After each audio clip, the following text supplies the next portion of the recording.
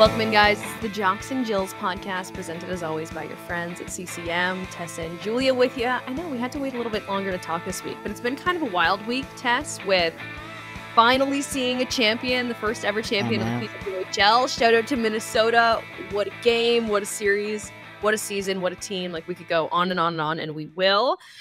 The reason you had to wait a little bit longer to hear us this week is we have a lot of fun stuff coming this episode. So if it's any solace, Tess, that's what we can give the people. Yeah, we got announcements. We just had to get people in line. It's been a busy little bit, but, you know, back-to-back weeks with a Wednesday drop I don't think is too bad because we want to make sure we're doing it right. And we're giving the league its grace and its glory. You know what I mean? Everything it deserves, everything these ladies deserve because, man, season 1, what a ride. That was so much fun. And, like, as much as I was away doing some cool stuff on the road, you were away, Julia, doing some pretty awesome stuff at the Mem Cup with your skates on, wearing a mini skirt. What are we talking about here? I know. Okay, first of all, I have to shout out CCM. They sent me the new wheels for the Memorial Cup, and I was so nervous, Tess, because I was thinking about when we were kids breaking in skates and being at tryouts with a brand new pair of wheels and looking at your dad on the ice with tears, and he's by the glass like, don't you get off. Don't you be scared. I'm like, my feet, they're literally gonna fall off my body. You don't understand. Skates these days, the equipment managers at the rink, Tom Frater, my personal favorite, Mississauga Steelhead's equipment manager, was helping out at the Memorial Cup. Baked my skates for me. I threw them on. I was all nervous, like, oh man, like I got to go out there to do stand-ups and interviews, and my feet are going to be hurting. More comfortable than my old skates already. It's incredible how good they are these days. They don't need any break-in. You want to know what's wild? I took them right out of the box at my hockey school last year and threw them on. Dude, like so comfortable. Imagine telling your childhood self that. Like, I can't fathom it. Listen, I only got used skates growing up from Play It Again. And then I think my first pair of real skates was when I went to university, and I was like, oh, hell no. Someone else is wearing these for me. Yeah, now, it's kids got it different. They've got it good. Children, CCM, we love you. We love your skates. Thank you for and the miniskirt thing not bringing came back into play. Yeah. For real. On the last day. Be cold. Must be breezy out there. No, I actually wasn't. It was a pretty good, and I was only out there briefly. I'd been throwing on a tracksuit and then changing and throwing on a tracksuit and changing because I go out there a whole bunch of different times. Then the last day, I was just down in it. So yeah, congratulations, Saginaw. What a damn tournament. It was fun. But you were on the road for more relevant reasons. You got to follow around the ladies. And even though I had a ton of fun with the Memorial Cup, like, you know how deep the FOMO was missing the first ever PWHL championship. I know. And I forget what game it was when I messaged you. I was like, are you watching this? You're like, please, I am trying. I am working, and I try to pull it up. The Wi-Fi is so brutal in here. And I knew after that. That was the only bad part of the Memorial Cup. The Wi-Fi was so bad in the rink. Like, you're trying to look up a stat rink side before an interview. It's like, all right, guess I'm not getting that. I'll just be talking, I suppose. Yeah. I remember I was like, okay, don't mention it anymore. And then, like, throughout the game, Kellar and stuff would be like, man, is Julia texting you? I'm like, everyone leave Julia alone, please. She'll watch the highlights later. Yeah. But, those Game in 10 videos have really been my best friend. Oh, dude, I tell you. Honestly, it was great. I felt like I didn't know what to expect with, you know, it being, and this is no slight on the Americans, but I didn't know what to expect because, listen, Minnesota, the Timberwolves are in the playoffs, the Lynx are in action. Like, it's busy down there with some major heavy-hitting teams, and Minnesota did not disappoint. I know I gave them flowers in the last episode. And then when Boston dramatically won Game 4, I was like, oh, man, is this going to be a sold-out crowd? Last game wasn't. Took 10 minutes. Like, I literally finished the thought and the place was sold out. Songa Center sold out. Showed up. Everyone was like in their seats early, screaming, cheering. It was like, and listen, Minnesota fans, they travel. We were like, is this a lot of PWHL purple being worn in the crowd? And sure enough, no. There were a lot of Minnesotans in Boston, in Lowell, cheering on their team. So, man, it was really cool. And I got to say, I love our listeners and our followers. There were a lot of people that showed up and you know, gave some love for the pod, and it just felt really good. And yeah, it was nice. You know, we enjoyed doing this, but I feel like it makes it that much more fun and worthwhile when you're meeting people that actually say they sit down and listen. And remember Wayne, who had given us some tips for which bars to go to and restaurants and whatnot. Yeah. Met Wayne and his wife. Nice. Good people. That's awesome. I know. Yeah. That's awesome. It was great. Good Going back to recos. Boston. Yeah, we hit up one of the bars. We tried to get into another, but it was a private event, so we had to go to a different bar, which ended up being really great. The bartender Bob, what a guy, legend. Ubered Eats about $200 worth of Mickey D's into the bar and had ourselves a night after the last game, and then literally Becky Kellar and I got up on the 6 a.m. flight and flew home, only to find out Annie was sick to her belly in the evening. So I was like running on zero with she was fine. Kids rebound very quick. And so I had a 2-year-old all day. So tired. I literally was like, Annie, lay down on the couch. You're going to take a nap with mom. She was like, yes, that is parenting. Everything I've ever dreamed of and more. Yeah, so we had a good snuggle on the couch. Anyways, okay, that's we're home, we're alive. We move on from the wait, we can't move on yet before we talk about your F-bomb, not F-bomb on national TV. First of all, Tessa, you had everybody crying with your post-game speech. You did such a damn good job, girl. We were so proud of you, seeing you out there on the ice, handing out Walter and getting to address everyone in that really special moment. Did you have it in your head that you wanted to do something impactful like that, or were you just following the vibes out there? Well, you know me. I like try and prepare, but I mostly just speak from the heart, and I'm off the cuff kind of thing. And look, I was up in the perch covering the game, and I was like, this atmosphere is so great and so fun. And on the rundown they gave me, they're like, welcome the crowd, thank them, and then it says 2 to 3 sentences of whatever you want to say. And I was like, no, I don't know. I'll just see what it's like down there. If I want to say something, I'll say something. If not, whatever. And when they announced me and I walked out onto the ice, I was like, whoa, like the energy down here kind of brought me back to 2010, in Vancouver. Wow. I was like, oh, I remember this feeling. Yeah, this is cool. And then I remember looking at the ladies. I'm like, whew, like you got to play 5 games like this? Like, this is wild. And I had to take a deep breath, and I thanked them, and I got them to, to cheer for the team, their home team, basically. And they were losing it. And then I was just like, in my head, I was just like, how are people still saying like that people don't watch women's sports, that this is just a little sizzle in the pan? I was like, this is ridiculous. So I addressed it. And literally the reaction from the crowd was like 4 times what it was of them cheering on their own team. And it got me. And I'm getting teary-eyed talking about it now. And it was just like a moment. And thank God, Julia, I don't even remember pulling the mic away. I don't even know if I said it out loud, to be honest. I don't really remember. But I was just like, thank God I pulled the mic away. And truly, I thought they were going to be panning. It was perfect. In my head, like after I did it, I was like, uh-oh. And then I was like, no, I wouldn't be on camera for that. They would pan to the crowd and everyone losing it. Sure enough, I go back to my phone and it's like, I got every video and every message from all my friends back at Ohio State that were watching the game. All my pals back home in Sudbury. It was good. I had a good chuckle. But honestly, I apologized, obviously, to the P-Dub because that wasn't planned, nor was it. It was just raw emotion of like, yeah, like you guys agree with me. Like, right? You know what I mean? Like, come on. Anyways, and then how fitting.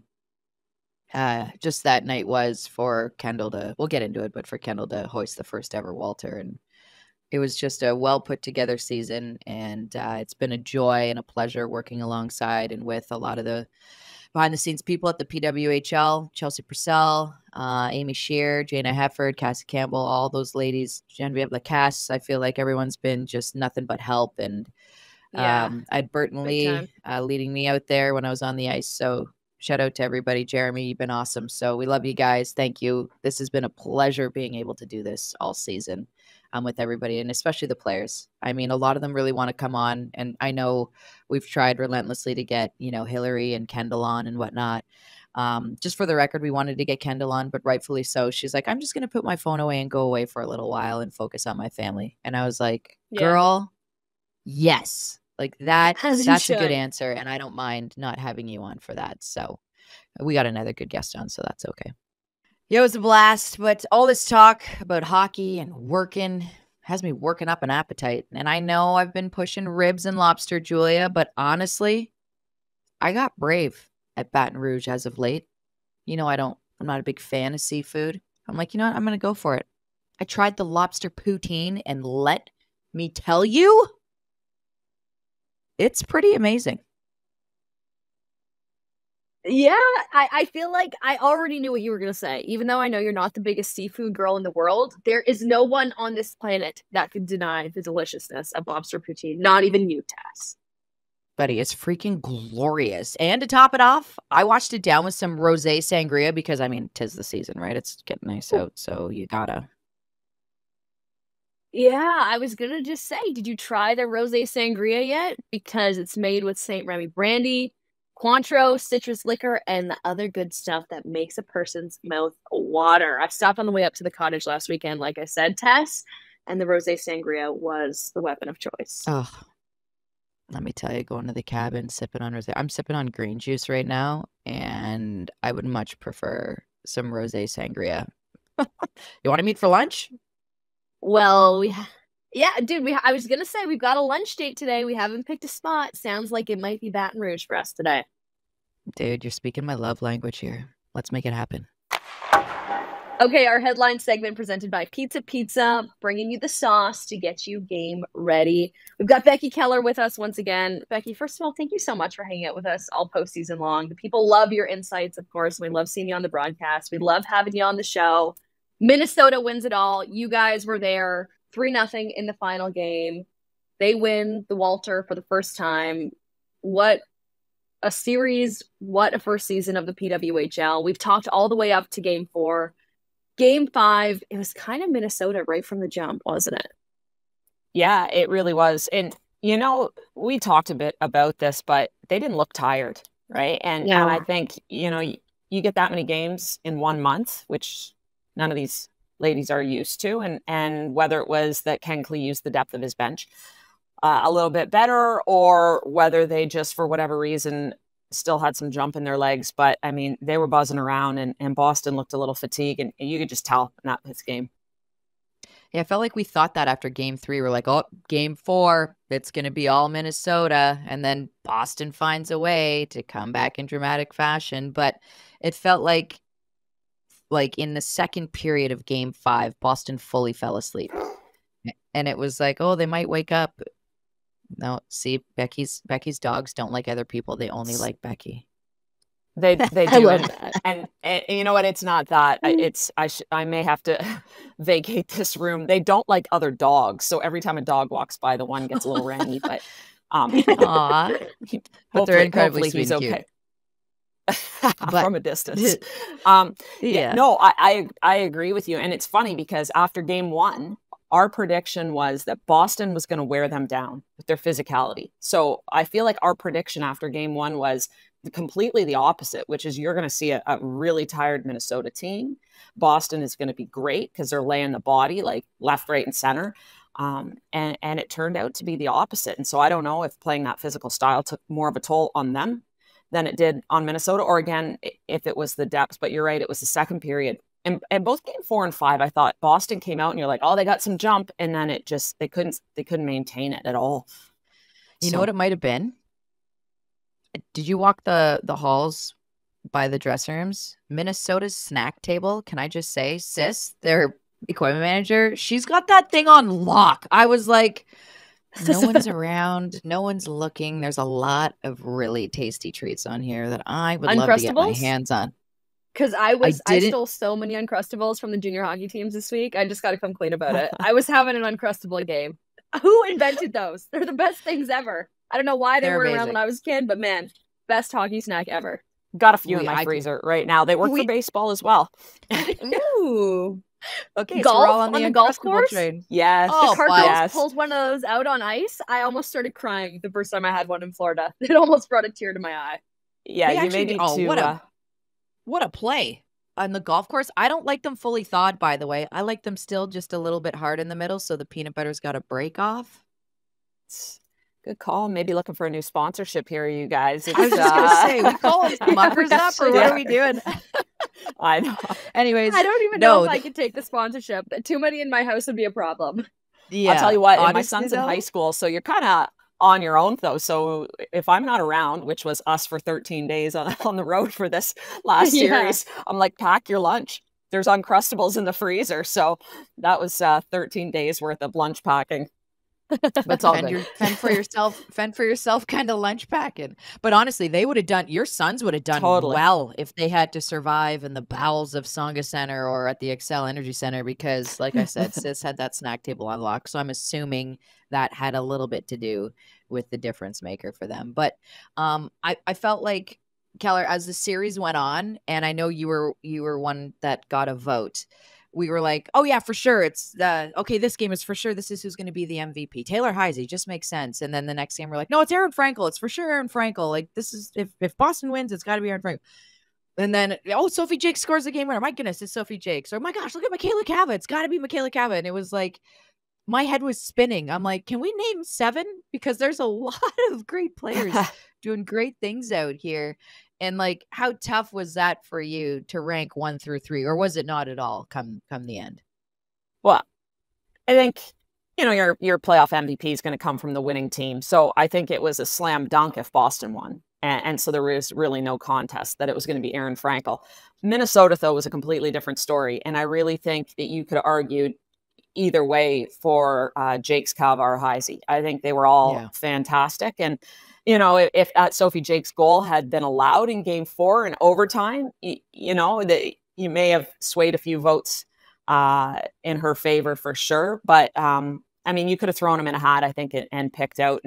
And we had all discussed that because, Michaela Cava, who this is a player that's 2 years in a row for her in terms of playoffs, right? The Isabel Cup last year, she was playoff MVP. And you look at her stats during the season, both years, and you're like, they're so-so, they're okay. Like, there's something to be said for a player like that just comes alive when it matters year after year. And she's proven herself to do that now. And, so that's pretty special. And then, I mean, for me, having been a defender, and Tessa, you'd agree too, that someone that can do what Sophie Jaques did, and especially given the start of the season she had with Boston, that was kind of so-so, right? And then she gets traded to Minnesota, and same thing, comes alive with them and has a fantastic playoff. So obviously Taylor Heise winning the award was great as well.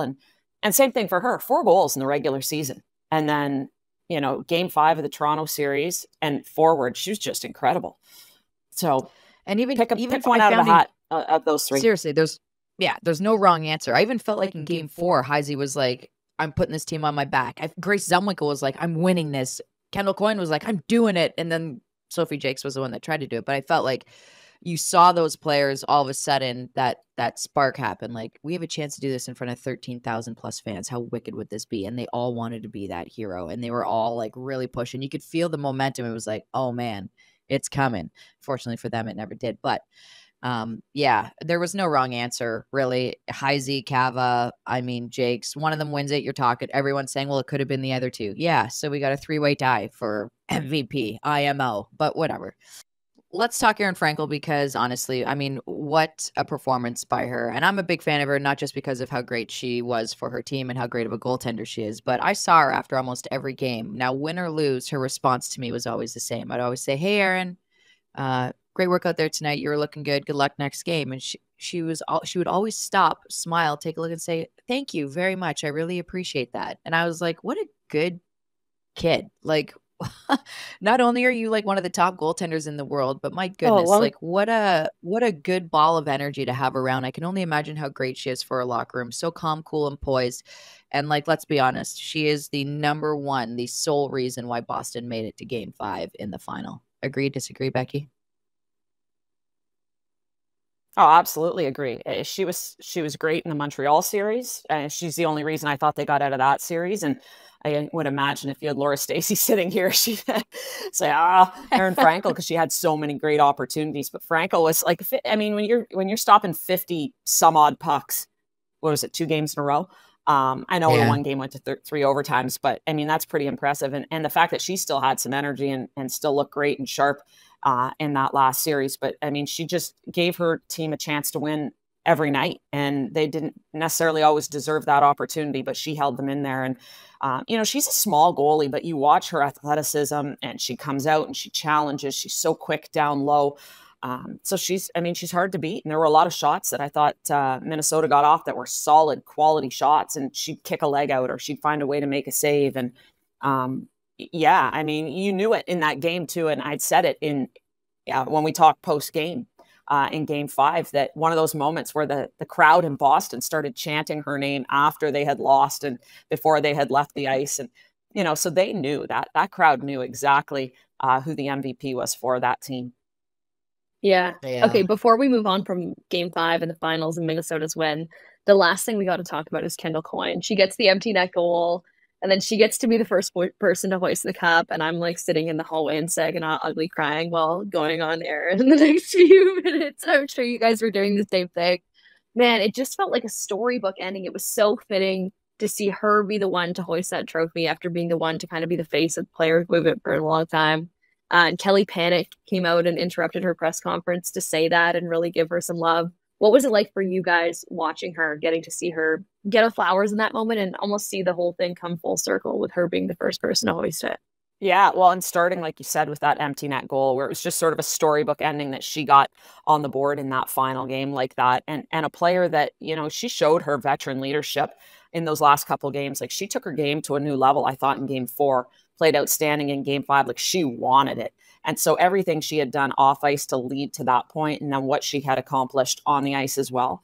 But yeah, to see her hoist that cup, and I don't know, you know, for most of us, having wanted this league for so long, started on January 1st, watching every game, to, you know, it didn't ultimately matter who was hoisting the cup. I think it would have been an emotional moment for any of us, especially given that the two options were two veteran players that had done a lot off ice, with Hilary Knight on the other side, had she been the one to lift it as well. But, you know, it's just a pretty amazing moment to see someone just actually pick that cup up. And the fact that it was Kendall Coyne Schofield, and then set her little guy Drew in it as he was crying, which was pretty funny. Like, and it was funny, but that's your back to reality moment, as a mom, where it's like, he doesn't care. But you know what?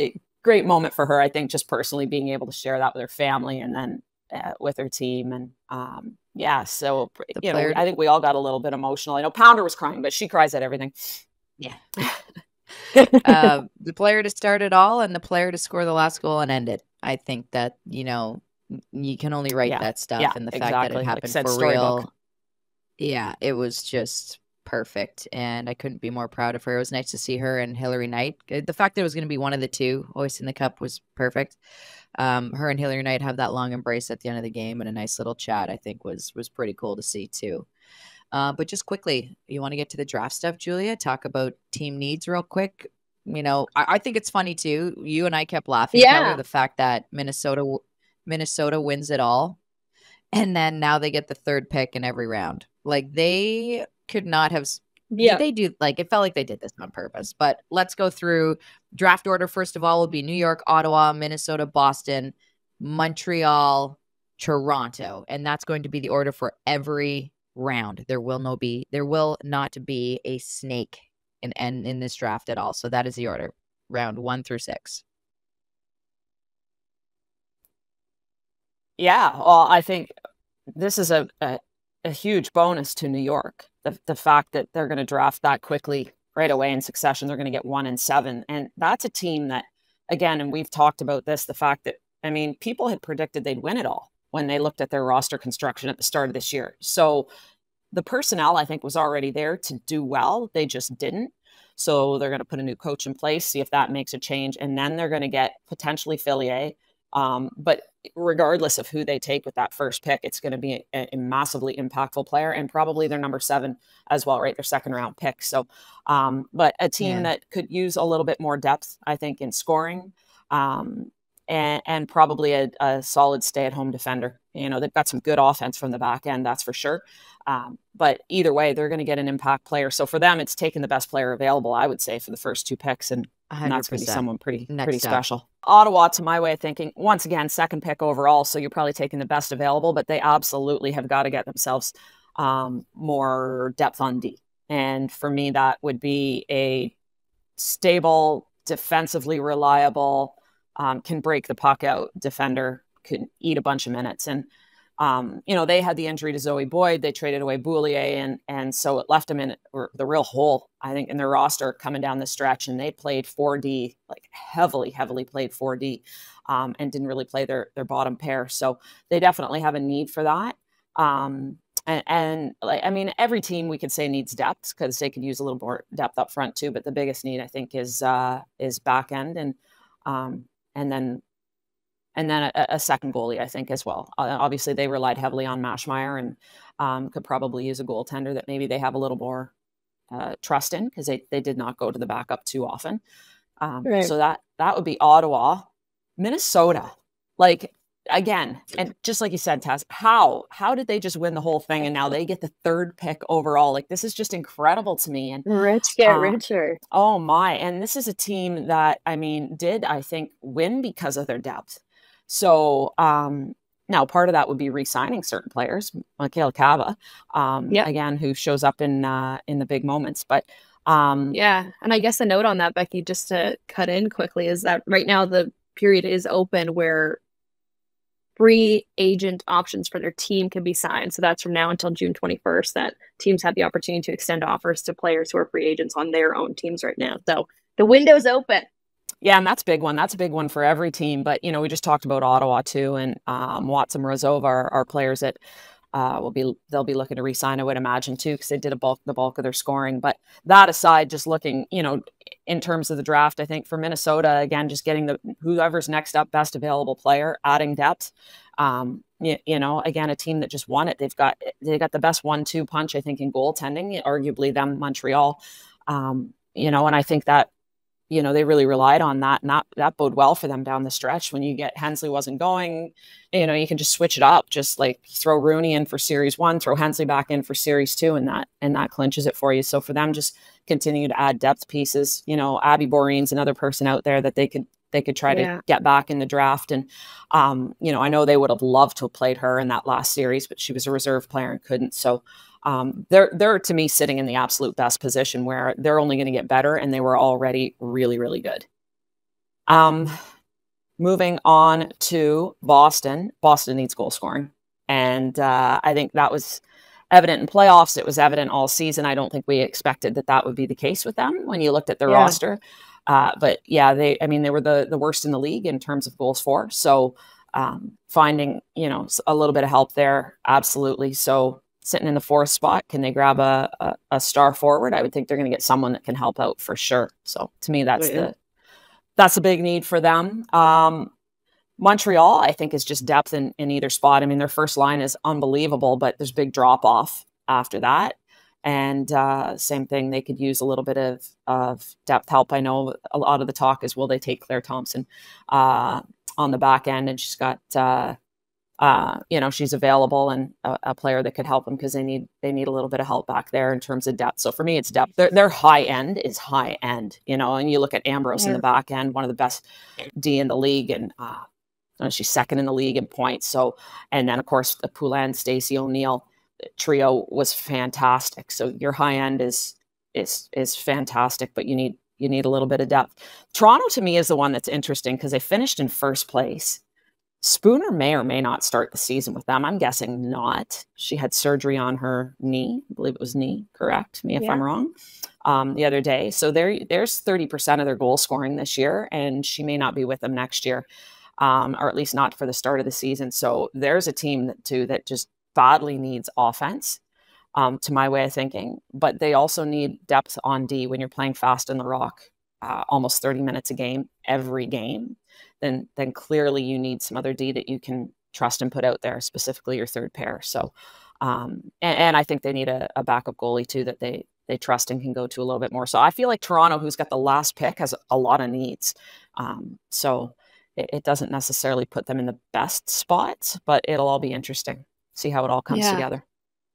Yeah, so many cards to fall into place over the next couple of weeks. Of course, the draft goes down Monday. Our episode will come out Wednesday, and we'll break everything down. Like I said, we got a couple fun announcements coming around the draft. So, Becky, thank you so much, as always, for your insight. And that's a wrap on Game 5 on the first ever PWHL season, and a little bit of insight on the draft coming up. Thank you, ladies.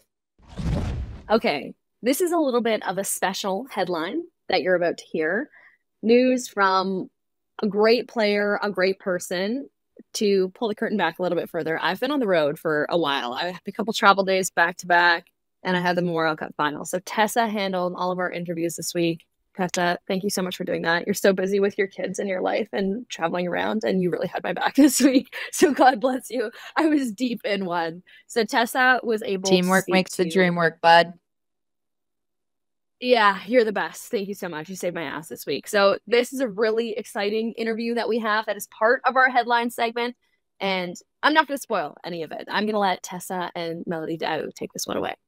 All right, Julia, I know our headlines are delivered by Pizza, and we usually read the headlines. We dive into the news and all that. But there's some big news that needs to be dropped, a headline that needs to be read. And I don't think either of us are deserving of reading this. I think we need to go to the source. And that's why we're going to welcome in Mélodie Daoust. Mélo, former teammate of mine, pal of mine. Now I'm a fan of hers. You know, I get to cheer on, watch her play with Montreal. You got some news you're breaking this fine Tuesday. Fill us in. Yeah, very exciting, but sad at the same time. I am retiring from the games. I'm not going far away. I'm still going to be involved in hockey, but I am retiring from play. Well, the game's going to miss you, but nice to hear that you're still involved. So what does the future hold? Are you able to announce that here as well, or give us at least a couple hints? Yeah, for right now, I'm going to be focusing on Budget. We're adding a new team next year, so we're going to have 2 prep teams at Budget, which is high school women's hockey. So I'm very proud of it. It's me and my partner, Hannah, that has built it from the ground up. And I'm now being able in year 3 to add 2 teams. Having 2 teams at the school is going to be awesome, but I am looking forward to the life and the new opportunities and being out there. So are you going to be coaching, or are you just going to help oversee the programs? How will you be involved? Yeah, I'll be coaching full-time. So we are hired as full-time coach, co-head coach. So it's a great program. We get treated so well there. It's nice to do what you love and stay in the game. I feel like it's the second best job in the world when you can still teach. You can share your passion with the girls. It's fun that now we can teach them and make them realize that they have a dream. If they have a dream, they can dream to the professional league. So it's pretty exciting for us, but for them at the same time. That's amazing. Congrats, buddy. I'm really excited for you. Retired life ain't so bad. I'll tell you that much. It's scary, I know, but retirement's a ton of fun. I mean, it's scary because hockey was your first love. As you know, the breakup's terrifying, but at least you're still involved. So you'll have some fun there. But looking back at your career, like, do you have a top moment that you'll always go back to and visit that you feel like will live with you forever, that memory won't change? Like that. I have so many memories, but I think obviously the Olympics was a highlight. My first Olympic in 2014 in Sochi, winning gold, the way we won gold with the hitting the post and after it all. Yeah, that was a memory that every time I think about it, freeze the final and the peak of my career, I go back to that. That's the final, I think. If you were alive, if you weren't too young to remember, that is the final that everyone will stick with hockey fans forever, is that one. It's funny because I remember that year I would go on speaking engagements after that, and I would tell people, who remembers the women's final, and people would recount the game frame by frame, everything, every major moment that happened. I'd be like, and who remembers the men's final? Who were they playing? And no one remembered the men's final. That moment in hockey history was huge because you guys won over so many more fans, true fans that were sticking around that really loved you guys. So it was awesome that you got to be a part of that and bring gold home and keep the ball rolling in Canada. But the game will miss you, but it's nice to see that you're still going to be involved, Mélo. Congrats again. It's such a big decision. We're cheering you on the whole way.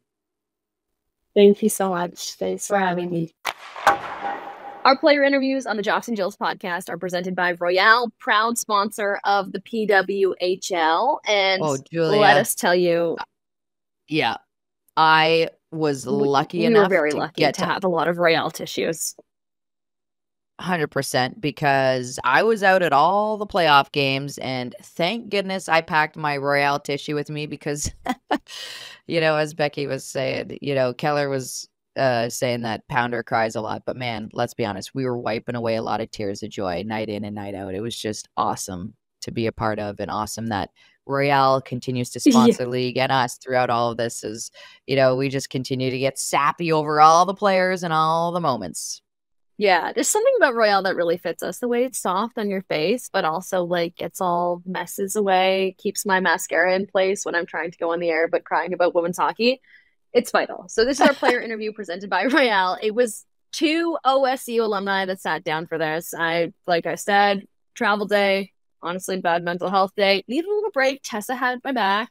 And honestly, it's probably better for you guys because you got to hear 2 Buckeyes go head-to-head and chat a little bit of hockey, and what's better than that? So here is Sophie Jaques and Tessa Bonhomme, presented by Royale.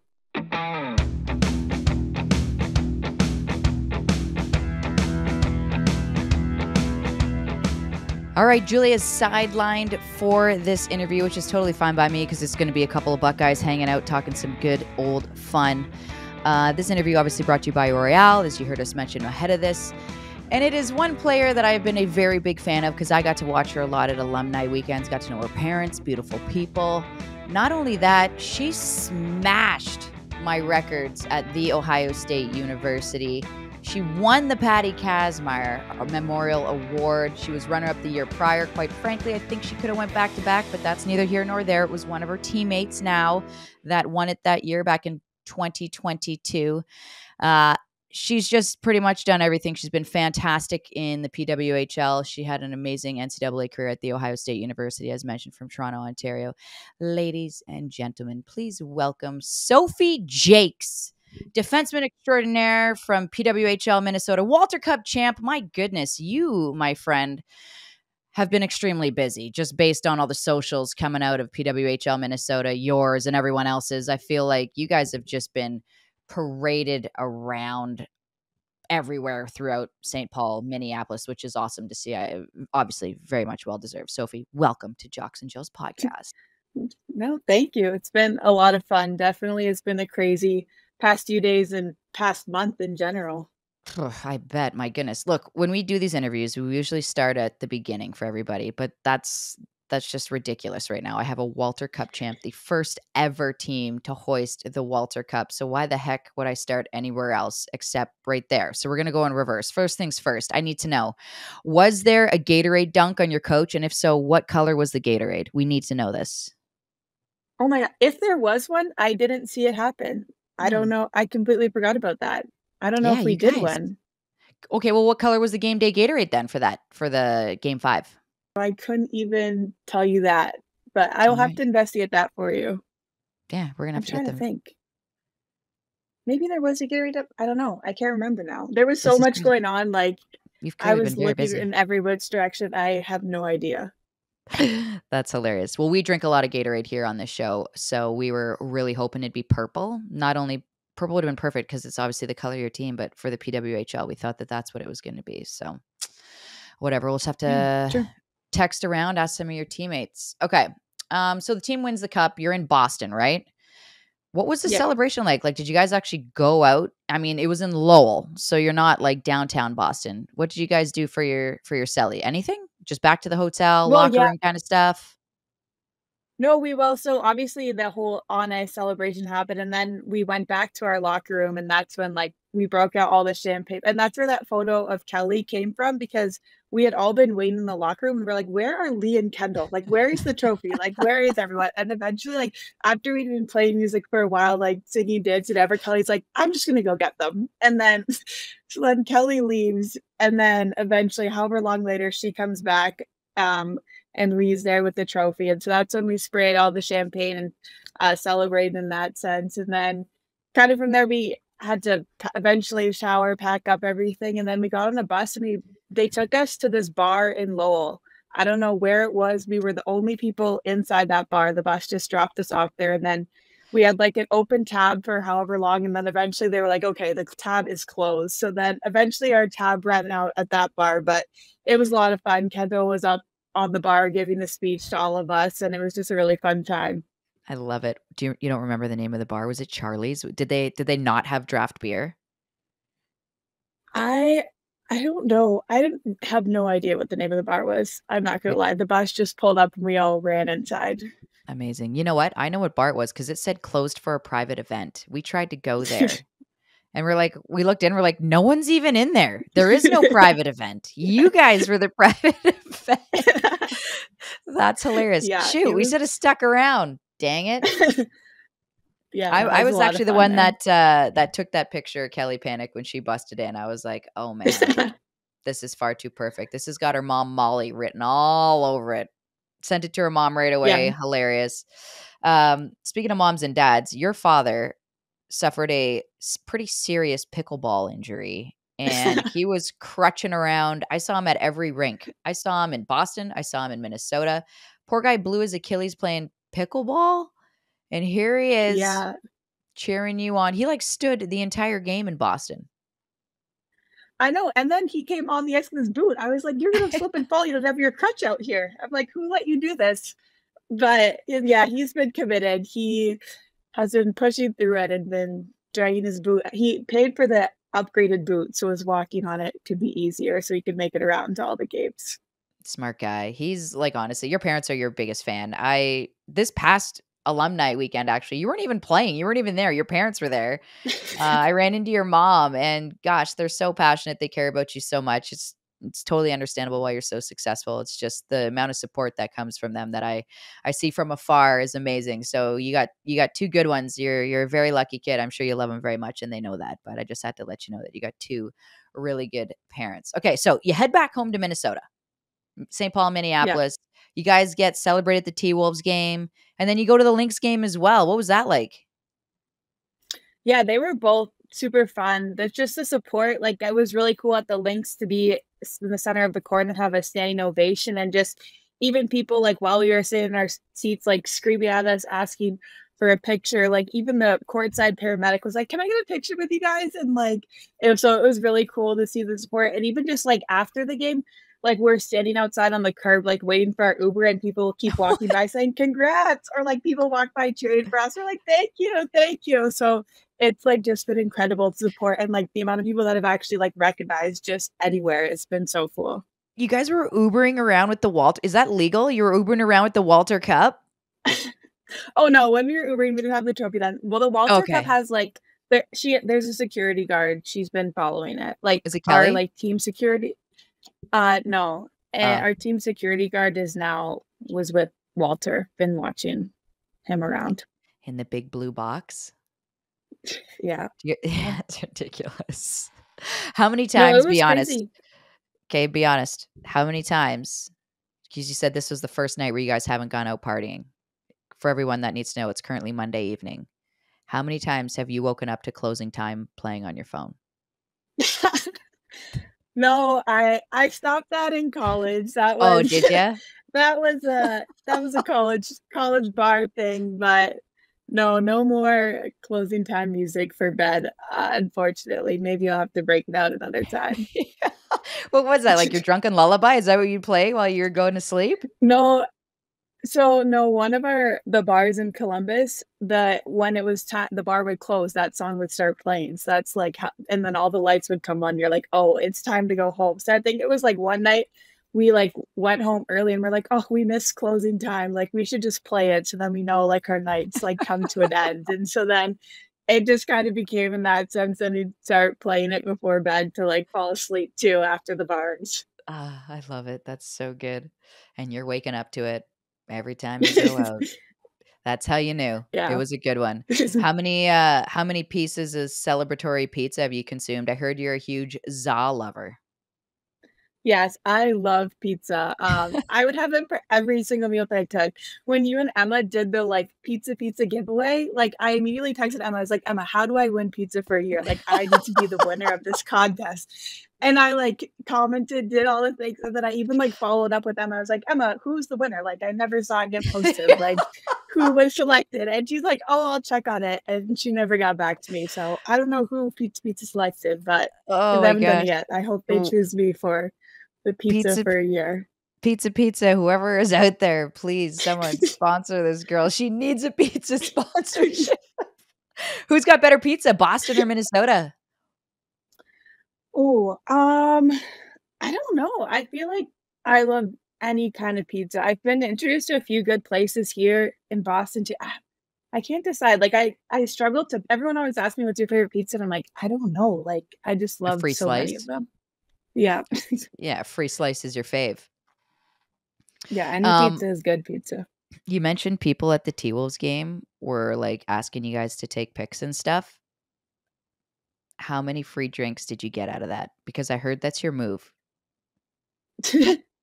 No, we actually, the Timberwolves games, we were actually in like a suite all together, and it actually had free drinks in it. So that was like super nice. Oh, nice. To get all that. So it's been a lot, but even the Friday, like after we had our celebrations and stuff, like we went to like Tom Reed's and the Smorgies, and it was like we would go up to the bar to order, and all of a sudden the bartender would be like, somebody paid for this round, like you're good. And I'm like, what? And then like, and even at Tom Reed's, how they do like 2-for-1s there. So they'd hand you 2 drinks and then be like, it's free. And we're all like, it was like crazy. And even like we were out to dinner on Saturday night, and like there was a family sitting next to us, and the lady was like, I bought you girls your first round, like congrats on an amazing season, like all this stuff. So the support has just been like great, and like people have just been stepping in and purchasing rounds of drinks for us. State of hockey, just doing their thing, loving the love of hockey. Honestly, I frequented Tom Reed's, I won't lie, when the series was in St. Paul, Minneapolis. Great spot. I was unaware that from puck drop to puck stop, and like for any T-Wolves game, any Wild game, your games, what else is out there? Lynx games, they do 2-for-1 drinks for the entirety of the game, which is wild. It's crazy to me. Like, what a deal. More cities need to adopt this because, like, my goodness, the place was rammed. I'm not going to lie. I went there after one of your games. The T-Wolves game was on.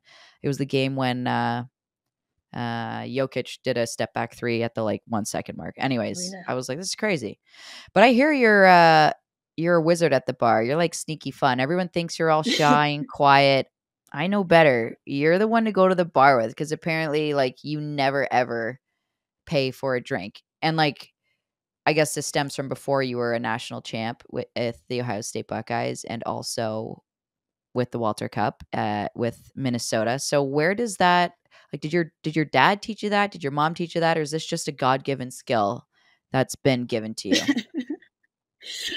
No, I don't even know what I think it started when we won the national championship, like in Columbus, like just like started from my bargaining skills with people. Like it'd be like they'd want a photo with the trophy, and be like, you need to buy us a round if you want to take a photo, or like stuff in that sense of just like making bargains with people for the drinks. But I don't know like how it all started in Columbus, but just would end up having fun, and then the drinks would be there, and it would be like, oh, who knows. Did you have to pull out those moves, or did you pull out those moves? Maybe not in this celebration, but like with your teammates, were you like trying to impress them at the bar especially when you joined Minnesota for the first time? Were you like, guys, watch this. I'll get us all a free round. This is so easy.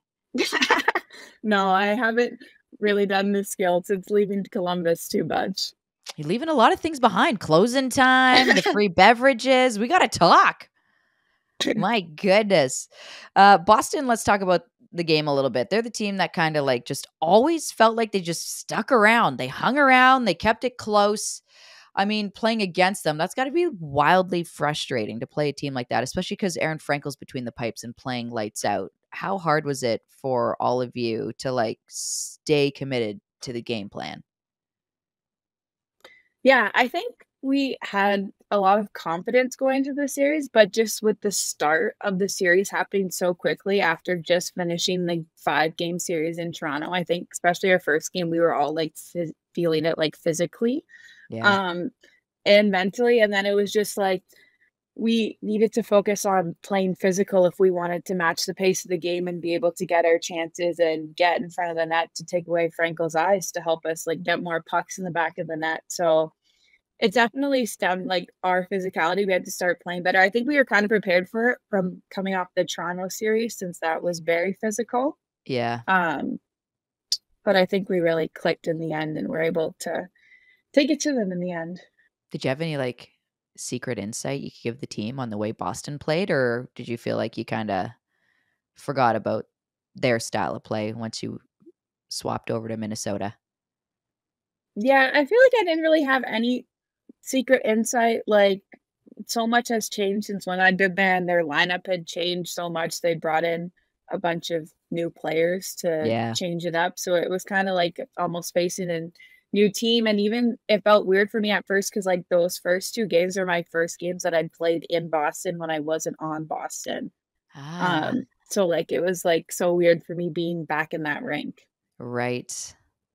Man, let's go back to game 4 because we got to talk about this. I have been dying to ask you about the game winner. Obviously, you were the one that scored it.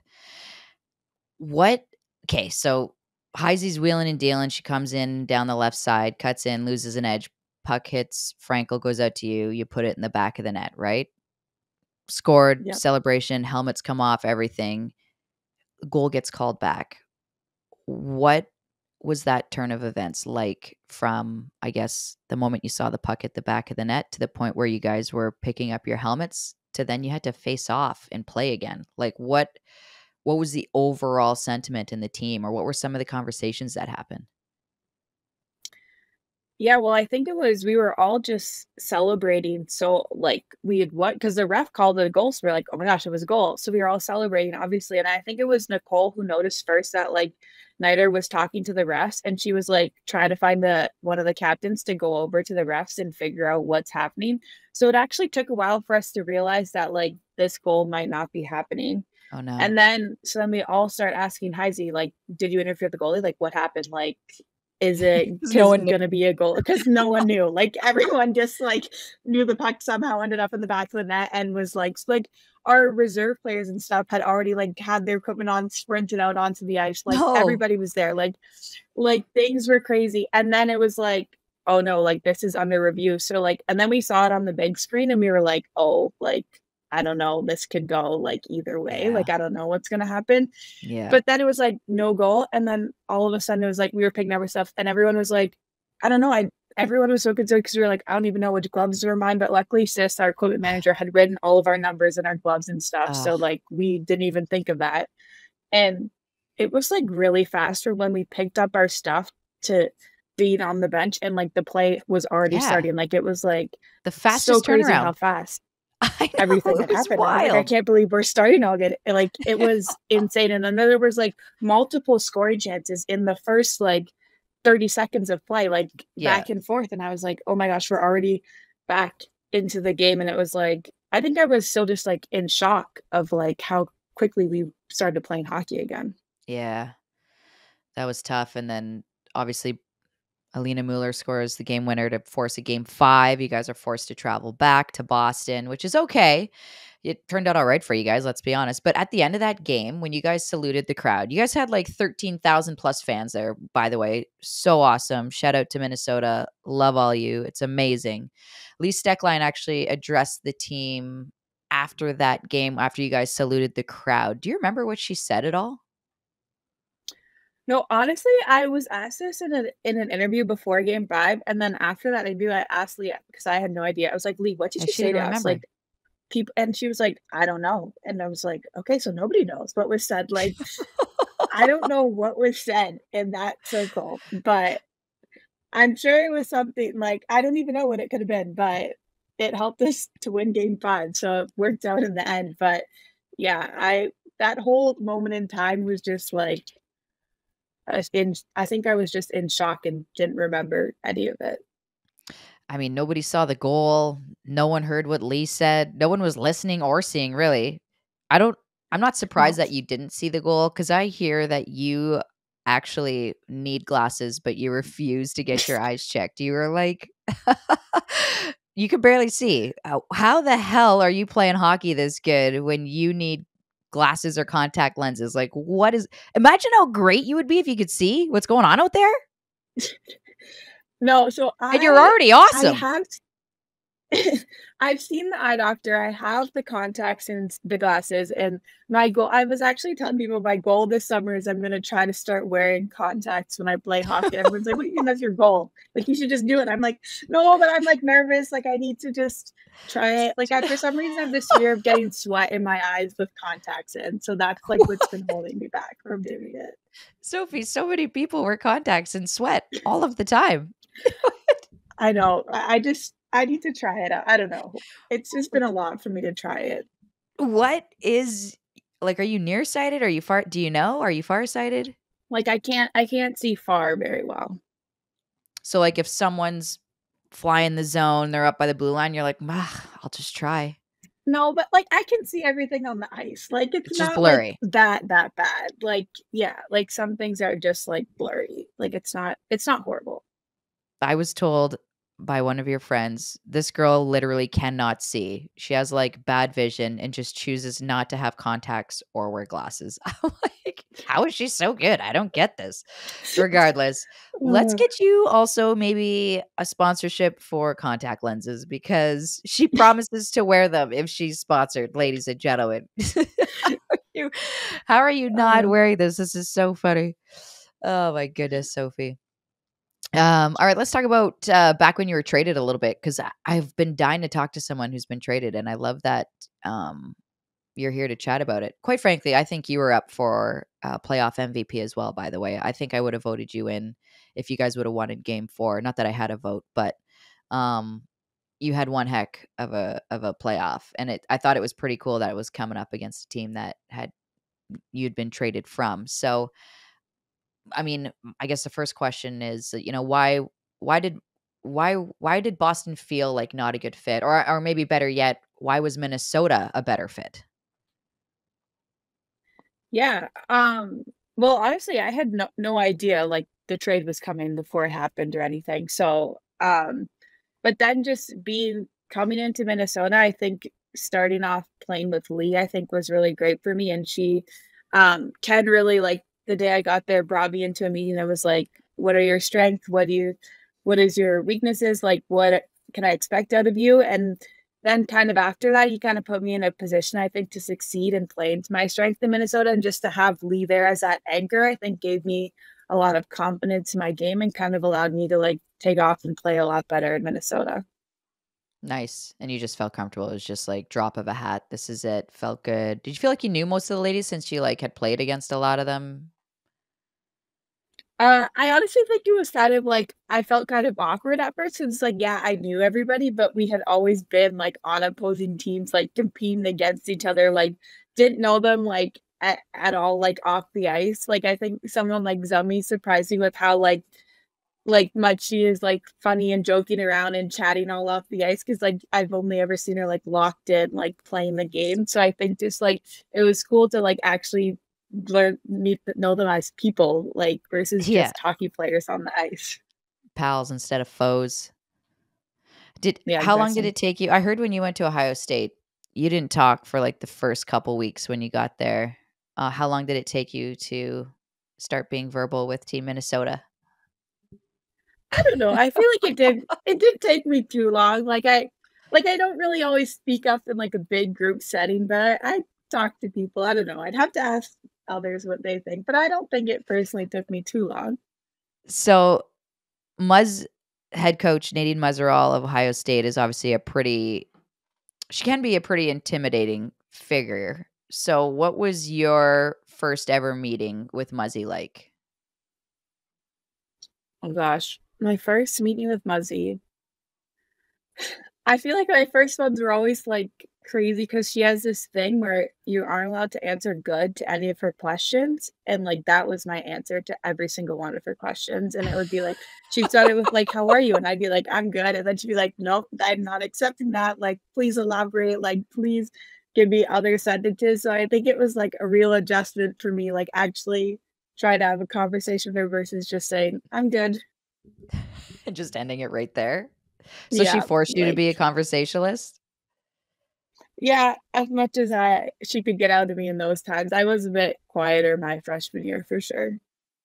Yeah, I mean, Your career at Ohio State, bud, my goodness, you had 49 points total in the first 3 seasons. And then your senior, we'll call it your pseudo senior year, you bust out with 59 points in 38 games. And then the next season, you got 48 points in 41 games. Like, okay, what changed? Like, what was the shift? Clearly, there's a confidence thing happening, or was it just Muzzy giving you more opportunity? No, people always ask me that, like, what changed after that COVID junior season, and I was like, honestly, I don't know. Like, I did the same summer training, I did the same everything. Like, I don't know if things started just like clicking for me, and I Yeah. finally then I had confidence and started rolling, or what changed. I think our power play got good those last 2 years, and I don't think that like accounted for all of my point getting at all. So I don't know. I don't really know if there was like one thing that changed. I think I just like became confident and then started producing more. Like, you had 21 goals and 24 goals your last 2 seasons. The season before that, you had 2. Like, what? What the hell happened? Were you eating more pizza pregame? I mean, what was going on? That is so wild, I don't man. know. Yeah, I don't know. I don't know what happened, but thankful that it did. I'd say, do you plan on going back for alumni weekend if you can make it to Ohio State? Yeah, I heard it's supposed to be pretty early this year, so I think we all should be able to go, hopefully. I think it's a good idea for everybody to go. I'd love that if it is early. I love that it is, because it would be nice to get all the ladies that are going to be drafted and have been drafted like yourself back in the mix, just to kind of get a good rally cry and get everybody acquainted, if you will. Because, like, it's funny. When I went, I felt like when I first started going, I was bringing a bunch of friends down. There weren't many that went. And then all of a sudden a whole herd started coming. And then there was ladies that were excited to graduate so they could come to alumni week. And I was like, no, no, no, no, no, no. We want to be doing what you're doing. So stay having fun doing that. But yeah, it'll be interesting to see, now with the dynamic of the league, how many players have to wait for their careers to be complete before they can come back and visit. Speaking of the draft, random question. I hosted the first ever draft. I say hosted, I emceed it. I let everybody know who was making the next pick and when. I really did not much at all. And then I had to leave at some point to go interview Billie Jean King for TSN. So Cassie stepped in. But regardless, when I knew you were getting picked, did you see me look at you and wink? Did you know? No, I had no idea. You didn't pick up on that? I winked at you like 3 times. I was walking up No. there. I'm looking at you like, girl, this is it. I even like looked at your mom and winked. And you guys were just staring at me, deadpan. And I'm like, did they catch that? Anyway, so you didn't catch that at all? No, I was just sitting there like sweating, having no idea. Like, I had no idea when I was gonna get picked or by who, and just like wait. I probably was too focused on like not you even walking up there, like just paid attention to like the microphone thingy, or I don't even know. The podium. Yeah, fair enough. That's what I was looking for. Let's go back to the beginning and where it all started and why you started playing hockey and how you got so darn good. Yeah, my parents just put me in like a learn to skate program at an outdoor rink by my house, and I kind of like fell in love with it, started picking up on skating there, and then they eventually put me into like learn to play hockey at the same outdoor rink, and that things kind of like took off from there for me. Come on. Outdoor? Yeah, it was outdoor. I started my first I loved jumping into like the snowbanks afterwards, like with our skates, like there was like one rink without boards and one rink with boards, and the without boards rink was like lined with all the snow. So like we'd always like skate into the snow piles and jump around there, and just kind of like fell in love with it and played outside. What? I felt like my generation was the last one that had outdoor rinks or like any type of programming that was out there. I grew up playing in an outdoor hockey league, but like, what do you remember what it was called? Yeah, it's called Remy Park. Remy Park, no way. But yeah. And it was great. Yeah. It was, I mean, I think they still do programming. I mean, some of the winters have been like iffy with the coldness. Yeah. So obviously the ice isn't as great, but I think there's still a lot of outdoor activities that do happen. No way. That's so cool. Sophie, I never knew that about you. That's crazy. You blew my mind. You're born in like what, 2000? Yeah.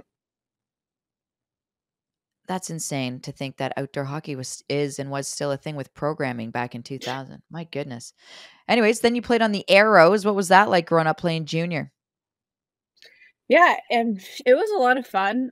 We had a great team those few years, like just hanging out with the girls and getting to like travel all around for hockey. I think we always had a lot of fun with Ken Dufton, who's still around coaching, and then Dave Gwynn. Had the two of them who were great coaches for me, and just we just enjoyed it.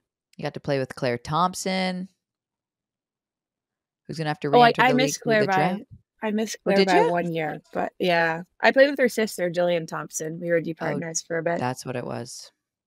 Wrong Thompson, my bad. Wild. So who played hockey in your family then? Your mom, your dad? Neither of them. Like they both played. My mom was a swimmer in college. My dad played rugby in college.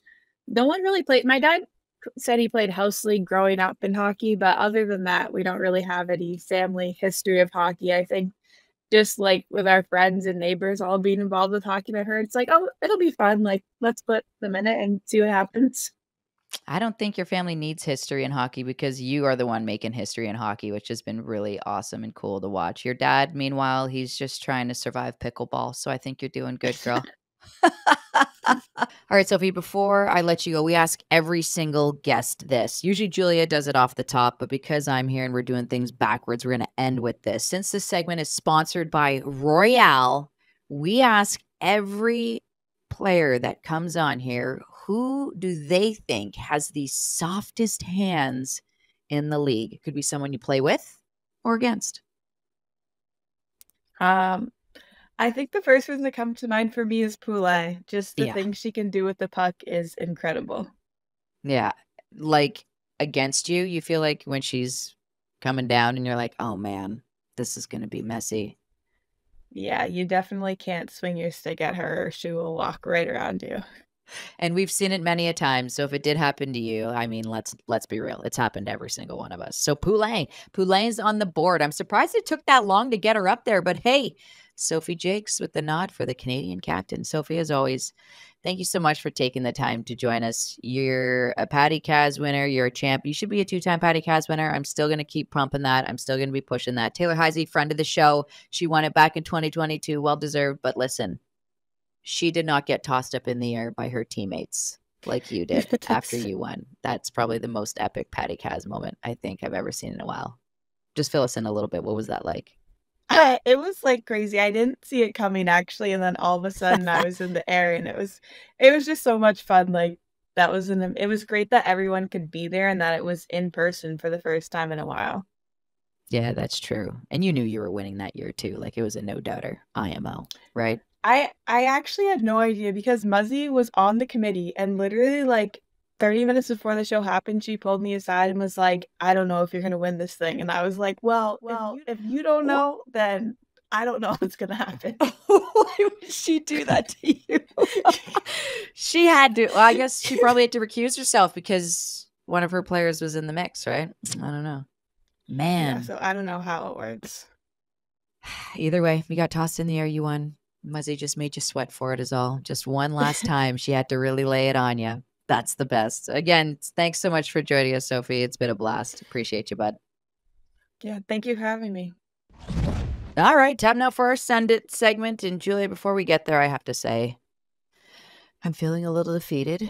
I feel like we're never going to find out the color of the Gatorade for the final game.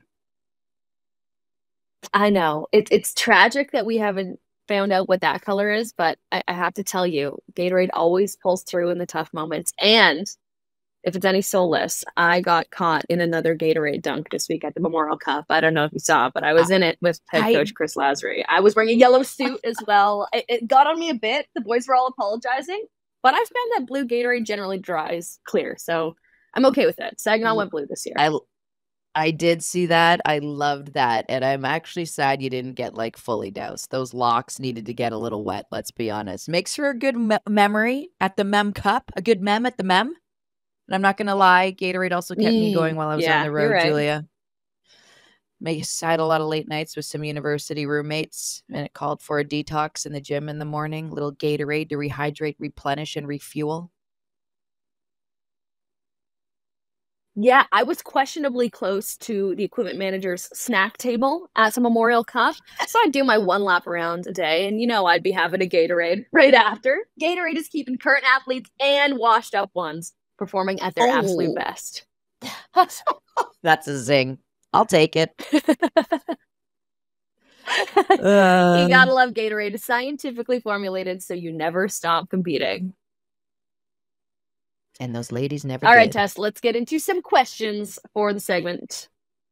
No, they didn't. The Send It segment. You guys send us your questions. We answer them. Send them to us at jocksandjills@gmail.com, at jocksandjills on TikTok or Instagram, jocksandjills on Twitter. We love hearing from you guys. Subscribe on YouTube. You can drop questions in the comments there, and we'll use them for the Send It segment. And our first one is from Carly Smythe. And she says, hey, ladies, love the pod. Quick question for the Send It segment. Can you please explain what centralization is? I've heard players on the pod talk about what it was, but not sure exactly what it is. Keep up the great work. Yeah, I guess we throw that term around there all the time, Tessa, without remembering that it's not a very common, centralization hasn't been covered thoroughly in the past, really. I guess not everyone would know what it is. Yeah, I mean, it's been happening for a very long time, but I mean, the coverage of what it is never really hit its full potential. But it's basically over there. I don't think there will be centralization anymore, especially with this league. But centralization, I guess that's true. It's the end of an era. Yeah, centralization is when all the players who are going to be trying out for the national team to make the Olympics, they all leave their jobs, their homes, their schools, whatever they're doing. They drop it all and they move out for Canada. It's Calgary. You find a house to rent there for about 8 months, and you literally eat, sleep, and train. That's all you do is you eat, sleep, and play hockey. You travel on a busted up Greyhound bus for Canada. Is it really a Greyhound?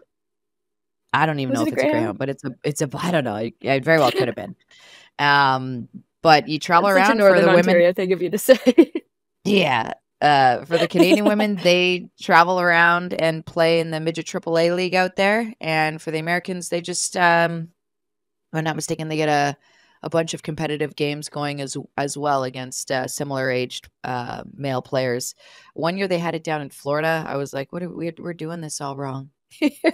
Yeah. But that's what it is. It's just basically everybody getting together, getting to know each other, playing hockey, training together every day leading up to the Olympics. Cuts happen intermittently throughout. There's tournaments like the Four Nations Cup that happen. And then usually the teams are named by Christmas. And then centralization is over once the Olympics pass. Yeah, and to your point, centralization might be over for good now with the existence of the PWHL and the ladies actually having a place to play and train throughout the season. So it'll be interesting to see how Hockey Canada and USA Hockey kind of figure out the path going forward for picking the big teams. Yeah, the landscape's changing. Yeah. Okay, second question. This one is about the PWHL finals. Do you think Kellar separated shoulder and Brandt broken hand playing on injuries affected Boston? If so, do you think the series would have been different with them completely healthy? Love the podcast, VTW. Keep up the great work. Thank you. That's from VS Knight on TikTok. Injuries in the postseason are so hard, Tess.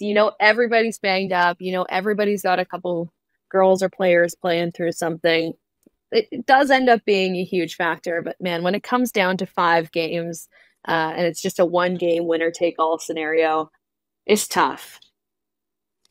Yeah, and, maybe this is just the player side of me that's coming out, and I don't want this to come across as harsh, but, boo-hoo, everybody's hurt. And listen, Hannah Brandt had a broken wrist and a broken finger. I know Hill was banged up all season long, but, the injuries weren't just on Boston's side. Everybody's pretty taped up come playoffs, and it's not dwelling on what's wrong with you. It's just finding another way to get the job done and controlling what you can control. And I just think that obviously if everyone was healthy, it would have been probably some cleaner games, maybe some more games going to OT. But that's the playoffs. That's the beauty of it, is teams that just are deep and can find a way to make a run when their big guns are a little hurt, a little banged up. Yeah, that's the postseason, eh? Just finding a way. And Minnesota was obviously the team that was able to find a way. And that game 5, they were awesome. They dominated that game. It looked like it was theirs right from the very beginning. So congratulations again to PWHL Minnesota. Minnesota was the joke going around online. Thank you very much to you guys for listening. As always, we appreciate it. Again, we'll talk to you next Wednesday. We have so much to talk about at the draft. We're going to have a fun announcement next week on the podcast. So stay on the lookout for that. Again, we're sorry to change it up for a couple weeks, but it's just what works with all the announcements we have to make, all the people we're getting on, and all the stuff going around around the PWHL right now. Anything else, Tess, that we have to tell everyone about this week that I'm forgetting about right now? No, I think that's it. That's all we got. Thanks for hanging around for season 1 of the PWHL with us. We love talking about it with you guys. This was like the best thing ever. We appreciate you all listening. We appreciate you all subscribing. We appreciate our sponsors, CCM, of course, our presenting sponsor, Pizza, Novus, CCM, Baton Rouge, Gatorade. Thank you guys for helping us put this on. It's been such a treat to talk women's hockey all year. And we'll talk to you next Wednesday.